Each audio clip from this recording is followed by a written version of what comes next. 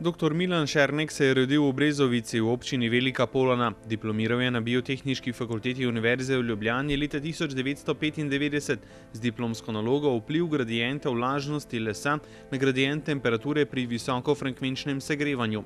Na isti inštituciji je leta 1999 magistriral z delom Vpliv bistvenih dejavnikov na penetracijo in trdnost UF lepilnega spoja pri lepljenju bukovine.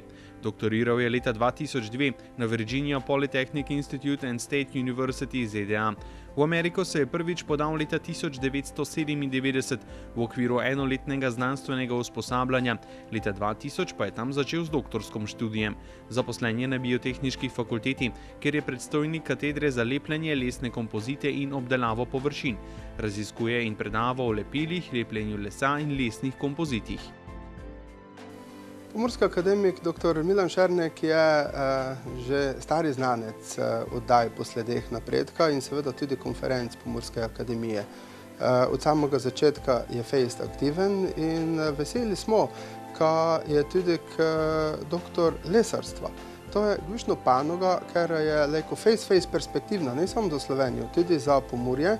In za voljo toga smo seveda tudi toliko bolj veseli, ob konference Pomurske akademije. Sikdar proba navezati tudi stik z kakšnimi našimi gospodarstveniki, ker so povezani z lesarstvom, z predelavo lesa. In to je ključno eden izmed lepih primerov, kjer Pomurska akademija z svojimi akademiki neposredno pomaga in sodeluje z lokalnim gospodarstvom.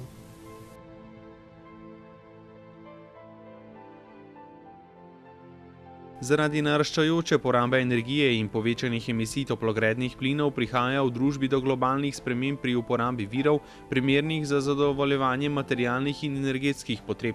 Ena izmed možnih poti za učinkovitejše koriščenje gozdnih virov je izdelava najrazličnejših naravnih proizvodov, ki jih bo mogoče ob koncu življenjske dobe enostavno pretvoriti v bioenergijo. Tak vir, ki je trenutno podcenjen, predstavlja drevesna skorja. Iz nje oziroma njenih ekstratov je možno narediti različne proizvode, med drugim tudi pene. Iz tanina skorje so bile do sedaj razvite različne pene, ki izkazujejo številne dobre lastnosti, kot so požarna in kemična odpornost ter odlična toplotna in zvočna izolativnost. Take pene povečajo toplotno izolativnost in s tem vplivajo na bistven prihranek pri ogrevanju. Zdajšnja proizvodnja pen temelji večinoma na uporabi naftnih derivatov, vendar jih lahko izdelamo tudi iz naravnih in obnovljivih materialov, kot je tanin. Za uspešno aplikacijo takih materialov je potrebno formulirati ustrezno sestavo pen ter razviti primerno tehnologijo za njihovo izdelavo. Pomurski akademik dr. Milan Šernek nas vsako leto navduši in preseneti z svojimi predavanji na Pomurski akademiji. Mogoče se še spomnite ene prejšnjih predavanj in oddaj Po sledeh napredka, da nam je pokazal, kako se dva kosa lesa zašvasata in trdno primeta v kiper. No, dnes da nam pa pokazal eno drugo, tudi svetovno novost. In sicer, kako se les ponuca v obliki pen za gradbene, izolativne in tudi sicer uporabne materiale, ker fejst dobro nadomeščajo mnoge umetne mase po eni strani in po drugi strani seveda tudi so biološko neoporečni, torej vračamo se nazaj k naravi na svoj najboljši možen način. Vabljeni k ogledu predavanja.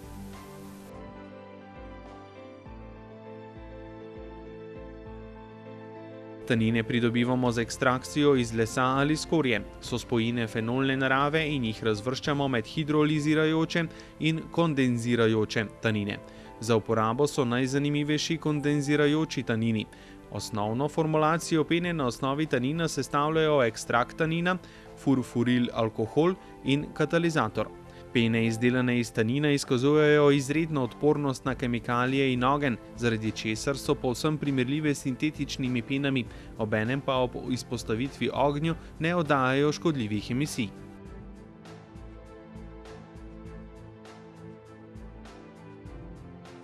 Ja, lep pozdrav vsem skupaj. Preden naložimo zadevo, malo sem pozno poslal, dnes šele ob 11. Jaz sem Milan Šernek z Biotehniške fakultete. Delam z lesom večinoma in sicer z lesnimi ploščami, z lesnimi kompoziti, dosta se pokvarjam tudi z lepili. No, letos je pa naneslo, ka sem začel en raziskovalni projekt, ki se dotika pen, izolacijskih pen, in sicer iz tanina skorje. To je za meni novo področje, je pa en projekt, ki je med 5 partnerji evropskimi in odkrivamo nove zadeve. In v tom času, ko je energetska kriza oziroma je kriza na splošno, ampak tudi trendi varčevanja z energijo, ker je pač draga in tudi vplivljamo na okolje in podobno, so te pene seveda tudi potencialno tržno zanimive. Predvsem bi pa radi razvili pene, ki so narave prijazne, se pravi iz obnovljivih materialov in čim manj škodljivi človeku. Nekaj dejstev od lesa, ker mogoče pogosto les zanemarjamo v primerjavi z drugimi materiali. Les je naraven material, les je razgradljiv, biološki. Izjemno pomembno je, da za njegovo predelavo porabimo bistveno manj energije kot za druge materiale, naprimer aluminij ali pa beton. In z tega vidika seveda bi ga bilo smiselno bolj pospešeno uporabljati. Povedati tudi moram, da je les material, ki omogoča številne možnosti uporabe in nekaj sem jih prej navedel, nekaj jih bom zdaj omenil, potem se bom pa osredotočil na izolacijske pene. Les je trden material, ne glede na to, ka absolutno gledano proti železi ali pa betoni nema velike nosilnosti, če pa gledamo specifično, se pravi na njegovo maso, na njegovo težo, je pa primerljivi material. In številna področja so, ki so začela z lesom tudi po vertikali, ne samo horizontalno ali pa za pohištvo. In danes imamo že stavbe, ki so 9-nadstropne ali pa 10-nadstropne in so v osnovi iz lesa. Ta konkretna stavba je v Londoni, 8 stavb oziroma nadstropij je lesenih, samo prvo petličje je betonsko. So že ideje, da bi delali tudi nebotičnike iz lesa. Seveda to ni več les v tej, rečemo, čist naravni obliki, ampak v obliki lesnih kompozitov. Samo dva bi omenil, razni nosilci lepljeni, to so linearni kompoziti, recimo te na tej sliki je 44 metrov dolgi in to v Sloveniji le komot napravimo. Ali pa križno lepljene plošče, to so pa bolj ravninski kompoziti, kjer se lahko cela stena od neke hiše ali pa strop napravi iz enega kosa. No, sedaj pa k bistvu današnjega predavanja. Seveda, celega debla pri nekšni predelavi ne uporabimo. Veliko je ostankov, med drugim tudi skorja. Skorja se danes večinoma uporablja samo še za kurjavo oziroma za pridobivanje toplotne energije. Je pa v tej skorji še veliko drugega potencijala in seveda so nekako želje, da bi izkoristili tudi to skorjo na nek boljši način, kot je samo kurjenje. No in bila je ideja, da bi naredili pene iz tanina skorje. Na splošno moram povedati, da je les že sam po sebi izolator, ker je porozen material, veliko je praznih prostorov, veliko je zraka notri in se pravi, iz tega materiala lahko naredimo že dobre izolacijske kompozite samo s tem, da jih stisnemo v neke lahke plošče ali pa napravimo leseno volno in podobno. Korak naprej so seveda pene, ki so podobne sintetičnim penam, se pravi poliuretanskim naprimer ali pa fenolnim, samo niso iz teh umetnih snovi, iz nafte, ampak jih delamo iz naravnih materialov. In tanin se je tukaj pokazal kot primeren material.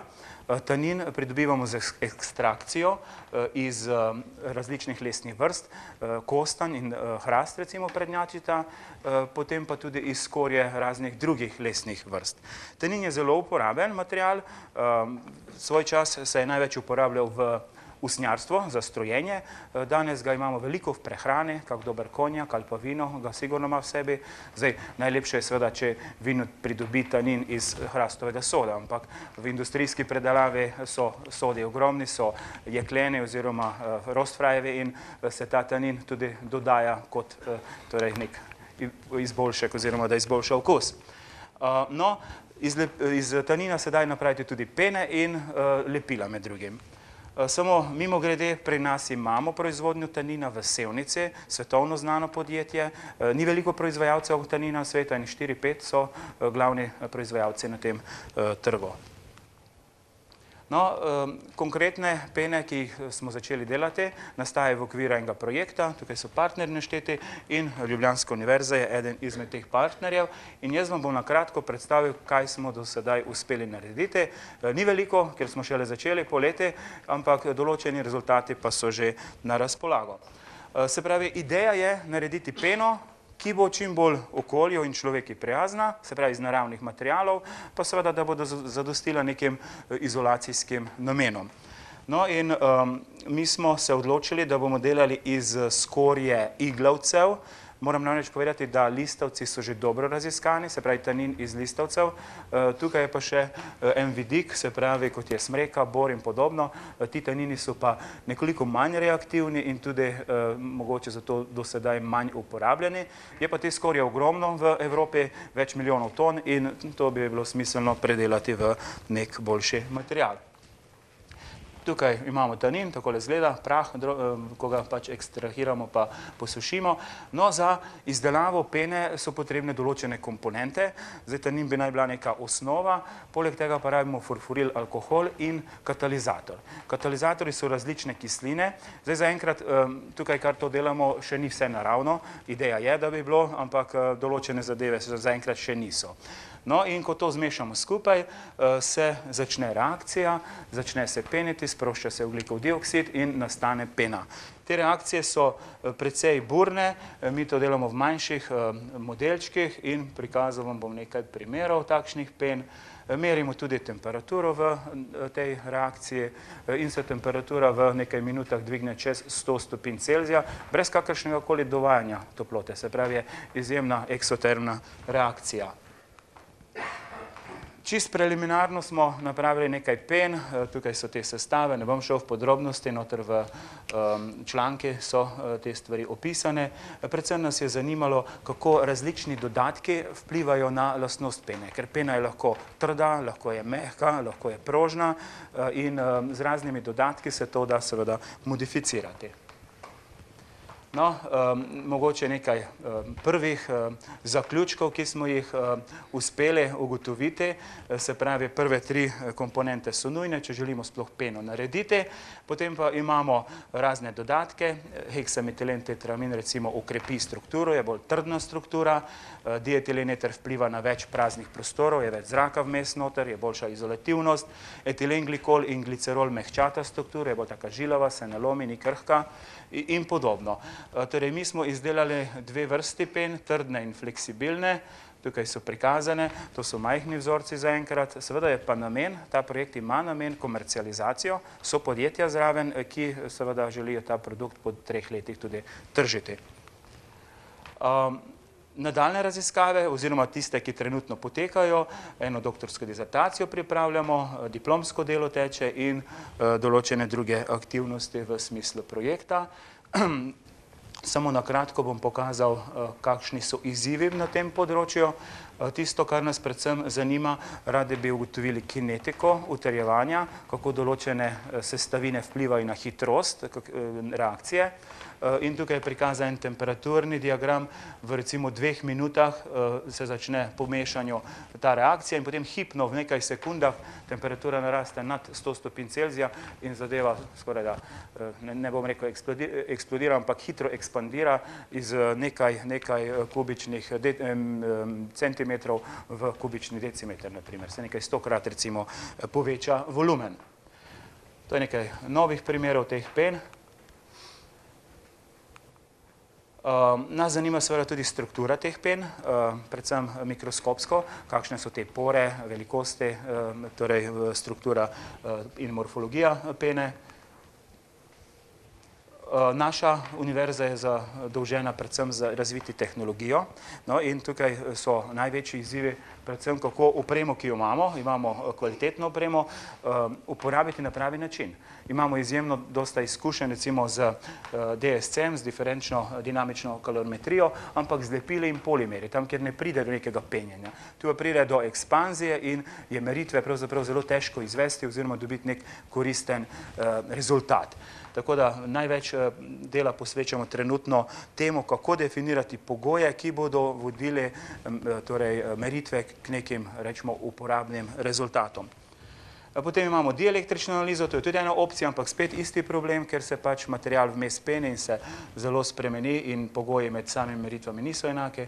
In tudi zelo dober reometer za merjenje reoloških lastnosti, tako da vseh teh treh vidikov bomo probali te pene okarakterizirati, izbrati neke tipične dobre mešanice, ki do v praksi uporabne.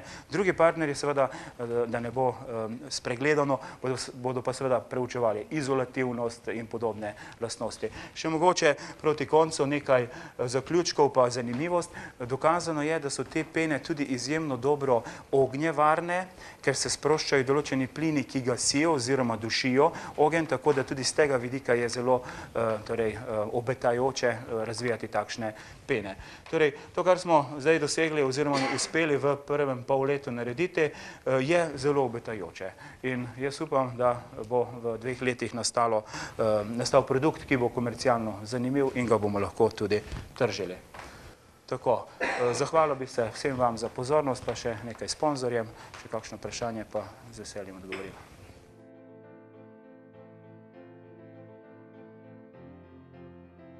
Tanine uporabljamo tudi v prehrani in pri proizvodnji pijač. Značilno barvo konjaka in viskija dosežejo z večletnim staranjem v hrastovih sodih, v katerih žganje zaradi lesnih taninov postopoma spreminja barvo in okus.